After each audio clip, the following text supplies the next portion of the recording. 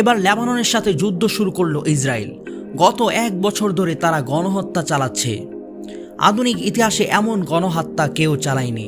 এখন পর্যন্ত তারা গাজায় 41,000 মানুষ হত্যা করেছে। আর সেই যুদ্ধের শুরু থেকেই হিজবুল্লাহ গাজাবাসীর পাশে দাঁড়িয়েছিল।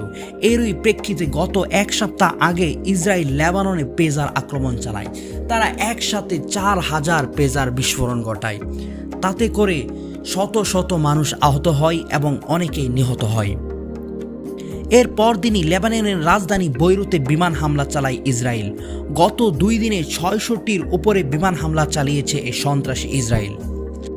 এতে করে 500 এর অধিক সাধারণ মানুষ নিহত হয়েছে এবং হিজবুল্লাহর এক কমান্ডার নিহত হয়েছে। এরপর হিজবুল্লাহ পাল্টা প্রতিরোধ শুরু করেছে। গেল 12 ঘন্টায় হিজবুল্লাহ 300 ক্ষেপণাস্ত্র ছুড়েছে ইসরায়েলের দিকে। তারা সবচেয়ে বড় যে আক্রমণটি চালিয়েছে সেটি হচ্ছে তারা তেল আবিবের মোসাদের হেডকোয়ার্টারে আক্রমণ চালিয়েছে, যেটি এখন পর্যন্ত হিজবুল্লাহ সবচেয়ে দূরের বস্তুতে আঘাত হানা। কিন্তু এরপরই লেবাননের দক্ষিণ অঞ্চলে নির্বিচারে বোমা হামলা শুরু করেছে ইসরায়েল। 12 ঘন্টায় তারা 2500 বোমা হামলা চালিয়েছে। তারা 250 বিমান দিয়ে রাতভর 4 ধাপে বিমান হামলা চালায় এবং প্রস্তুতি নিচ্ছে স্থল হামলার।